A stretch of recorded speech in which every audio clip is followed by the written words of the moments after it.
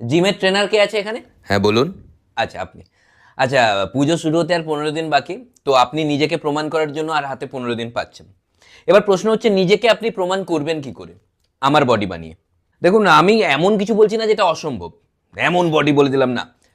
ঋত্বিক রোশনের মতো কাটস দরকার 15 দিনের মধ্যে। আর ওই সিংহামে যেটা অজয় দেবগানের যেটা মানে একটা শেপ ছিল না, ওই শেপের ওপর ঋত্বিকের কাটসটা দরকার। সুনীল শেঠির মতো ওই কাঁধটা সুনীল শেঠির মতো হতে হবে। আর বাইসেপসটা একটু সাইজটা বড়, মানে জন আব্রাহামের মতো। আর কিন্তু ফিটনেসটা আমার অক্ষয় কুমারের মতো দরকার। এই ওরকম হয় নাকি এত তাড়াতাড়ি? ওগুলো কি এত সহজ? হবে না? ধর, এগুলো কি এতটাই সহজ? 15 দিন সময় পাচ্ছে। তো কি হয়েছে?